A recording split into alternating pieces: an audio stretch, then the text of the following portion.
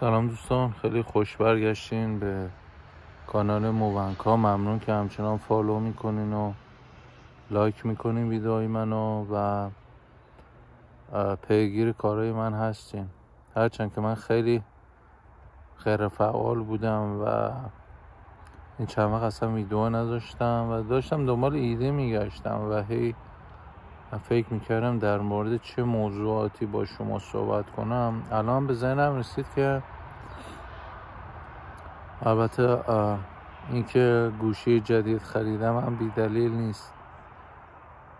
به این فکر افتادم که بیام در مورد این موضوع صحبت کنم. کسایی که جدید میان کانادا و دنبال کار میگردن، به نظرم اینکه بیان به کسایی که خیلی وقت اومدن، مثلا 10 سال یا شاید هم بیشتر اومدن، و از اونا بخوام و به اونا نگاه کنن و بگم مثلا من میخوام مثل کسایی که 10 سال پیش اومدن مثلا بیام پوزیشن بگیرم یا مثلا جابی مثل اونا بگیرم. نظر این کار اشتباهیه و اگه با اونا رفت آمد داشته باشن باعث میشه که استرسشون بیشتر بشه، نگرانیشون بیشتر بشه، برای اینکه ممکنه خب با اون بک‌گراندی که دارن، با اون زمینه‌ای که دارن در ایران، خب نتونن به راحتی اینجا کار پیدا کنن. خب این استرسشون رو اضافه میکنه و هی به کسایی که خیلی وقت اومدن نگاه میکنن و میخوان مثل اونا کار پیدا کنن، خب این باعث میشه که نتونن. در صورتی که میتونن کسایی که مثلا اومدن بپرسن که چجوری رزومه بنویسن، چه کاری پیدا کنن و چجوری اپلای کنن، چه نرم افزارهایی هست برای اپلای کردن. اینجور سوالا رو میتونن بپرسن و کسایی مثل ماها مثلا بهشون پیشنهاد بدیم یا بهشون مثلا ایده بدیم که چجوری از کجا شروع کنن. ولی این که بخوان خودشون رو مقایسه کنن به نظر اصلا کار درستی نیست و باعث میشه که استرسشون بره بالا و نتیجه برعکس میده به نظرم. و یه پیشنهاد من به این طور افرادی که جدید میان کانادا اینه که شما باید همه پولای پشت سرتون رو خراب کنین و اینجا 100% از صفر شروع کنین و هیچ هم آر نیست جاهایی مثل کارهای جنرال انجام بدین و مثل والمارت، سوپر استور که خیلی راحته به نظرم کارگیر آوردن تو این جاها. شما فقط یک رزومه میفرستن و شروع به کار. هرچند میگم حقوقشون حقوق پایه اینجاست که حقوق پایه اینجا فکر کنم الان شده 14.5 ساعتی، $14.5 ساعتی و برای اولش اوکی دیگه، یعنی یه زندگی معمولی رو میتونیم بگذرونیم. حالا اگر در حدی نمیدونم، حالا باز بستگی به اون فردی داره که اومده و میخواد زندگی کنه اینجا، ولی در حد متوسط با کار جنرال میتونین زندگی خودتون رو بگذرونین. و نکته دیگه این که آره مثلا این کارهای مثل کار جنرال، مثلا والمارت و اینا رو برین و در این حال مثلا مثل ساوی، حالا این جلدشه مثل ساوی، والمارت، سوپر استور، سیوان فود، هولسل، که سیوان فود و هولسل دو تا از سوپریای، یعنی دو تا از مارکت های فروشگاه های خوب هستن برای کار پیدا کردن که فشار کاری کمتره و حقوق هم بالاتره، به حساب کم پرستیج بالاتر. هرچند خودم تو والمارت کار کردم تو 2 نوبت، یعنی یه موقع یه دفعه اولی که اومده بودم و یکی هم چند وقت پیشا، و کارم آر نیست دیگه به نظرم. من که به خودم افتخار میکنم چون خودم اومدم کانادا، خودم از صفر شروع کردم. هرچند واقعا کمک های پدر و مادر و اطرافیان، برادر، اینا همیشه بوده و همچنین همسر عزیزم 100% پشتوانه من بوده تو این راه، بهم اعتماد به نفس داده و من تونستم با اعتماد به نفسی که از طریق همسرم گرفتم، الهام جانم، خودم رو بتونم بالا بکشم و این اعتماد به نفس باعث شد که این اعتماد به نفس دادن، این اعتماد دادن به من و این که به من تراست کرد، به من اعتماد کرد، باعث شد که من یعنی از هیچ کاری دریغ نکنم، یعنی به هر کاری بتونم دست بزنم و بگم آقا من میتونم. و این باعث شد که هرچند تو ایران اصلا اینجوری نبود برام و همیشه کارهایی که یعنی این راحت بخوام بگم این نورزه رو نداشتم که هر کاری رو شروع کنم، چون همیشه یا بولی می شدم سر هر کاری و اعتماد به نفسم خیلی کم می‌کرد. ولی اینجا شرایط اصلا اینجوری نیست و اطرافیان هم مثل الهام جونم خیلی من اعتماد دادن سر این قضیه و حمایت‌های مالی خانواده اول ورود به کانادا خیلی به من کمک کرد تا بتونم راهمو پیدا کنم. خلاصه بحث بکنم به بیراه رفت، ولی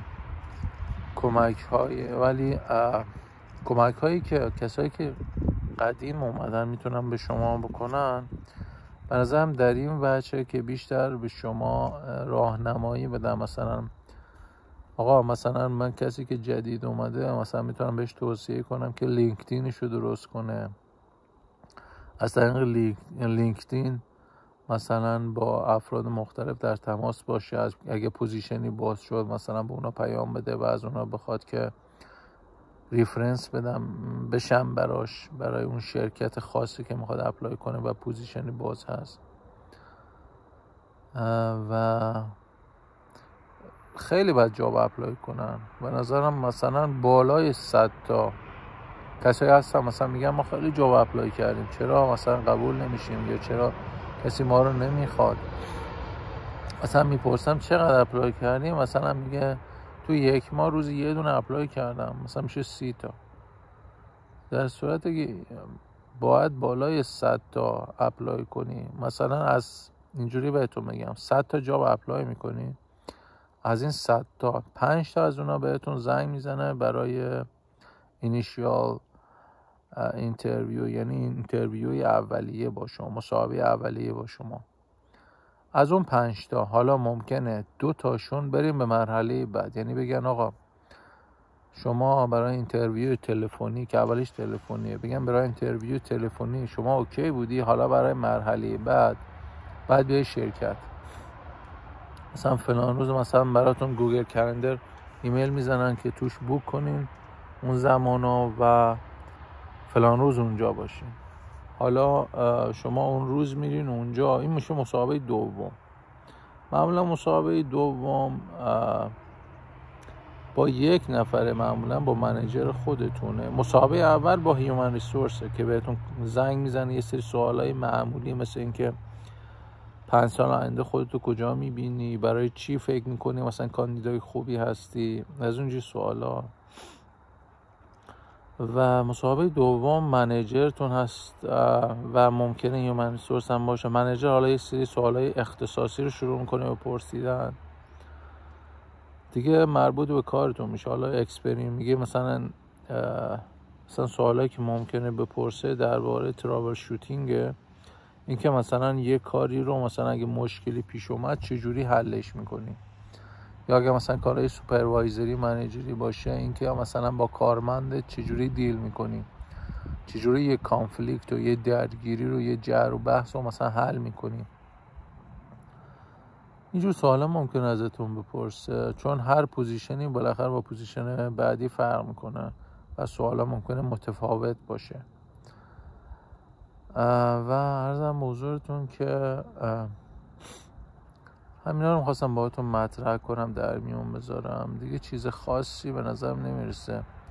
مثلا ممکنه بعد از مصاحبه دوم معمولا 1 هفته طول میکشه بهتون میگن مثلا بیاین یا نیاین، یا قبول شدین یا نشدین. معمولا مصاحبه دوم میری 90% حله، امکان قبولیتون خیلی بالاست. و ممکنه بعضی جاها مثل جای قبلی من ممکنه مصاحبه سوم هم داشته باشن و همکارای و کسایی مثلا منیجر تشخیص میده مثلا کسایی که قراره با این آدم کار کنن باید تو مصاحبه باشن. حالا اونم یه جور چی میگم مصلحتیه، یه جور مثلا برای این که به اونا یه ارزش قائل شده باشن و اونا رو مثلا برای مصاحبه دعوت کرده باشن، بگن که یه جور فرمالیته است، میتونم بگم اونا رو دعوت کردن که مثلا یه نظر بدن که آره مثلا خوبه بده. هرچند منیجر بعد مصاحبه دوم اگه شما خوب باشین دیگه نظر بقیه رو زیاد کر نمی‌کنه، یعنی زیاد توجهی نداره بهش، فقط به عنوان حالت فرمالیته و این که بگه آره شما مثلا داخل آدمین، ممکنه بهشون میگه تو مصاحبه سوم هم بیان. خلاصه این موضوع این ویدیو میخواستم اینو مطرح کنم، باهاتون صحبت کنم، کسایی که هنوز میبینن و توجه دارن و خیلی هم ممنونم ازشون و به من انگیزه میدن که من بازم ویدیو تولید کنم. حالا اگر سوالی داشتین یا چیزی خاصی من بگم در مورد تجربه کاریم که اینجا من کار کردم، مصاحبه‌ام زیاد رفتم و رزومه‌ام زیاد دادم و هنوزم دارم برای جابای دیگه اپلای میکنم که بتونم برگردم شهر خودم و اگر سوال چیزی داشتین مطرح کنین. ولی میگم مبحث اصلی این ویدیو میخواستم اینجوری چون یه سری جدید الورود، حالا نمیدونم چی میگم بهش، که آمده بودن و ما صحبت میکردن در مورد کار، من این به ذهنم رسید که اینجور افراد نباید استرس بگیرن و بعد راهی که بقیه رفتن شروع کنن و به قول معروف آب دیده بشن. تا ممکنه خب خیلی هم شانسی دیگه، خودتون میدونی همیشه شانس، خیلی هم شانس داخله تو خیلی از کارها. من اعتقاد دارم 70% شانسه و 30% تلاش و پشت کار و این شانس هم اینجوری به دست میاد که به قول معروف، به قول نمیدونم علی بندری بود توی رواق یا یه پادکست دیگه گوش میدادم به اسم پادکست رادیو راه فکر کنم، که میگفتن که شانس مثل پشتکار و تلاش و شانس مثل این میمونه، پشتکار تلاش و به دست آوردن یه مهارت مثل این میمونه که شما دستکش دستت کنی.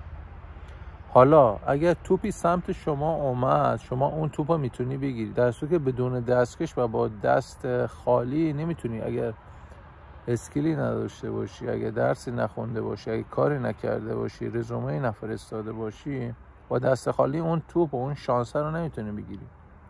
ولی حالا اگه دستکش دستت باشه، توپایی که سمتت پرت میشه رو میتونی بگیری و این همون شانس و اسکیل با همه دیگه، شانس و پشت کار با هم وقتی که در یک زمان به هم میرسن، خب شما به یه موفقیت میرسی. سرتون رو در آوردم، ممنونم که تا اینجا نگاه کردین. امیدوارم که لایک کنین، سابسکرایب کنین کانالو و به من این انگیزه رو بدین که من دوباره ویدیو بذارم و اینکه اگر ایده‌ای به ذهنتون میرسه حتما پایین این ویدیو بگین تا در مورد اون صحبت کنیم. ممنون ازتون، فعلا خداحافظ.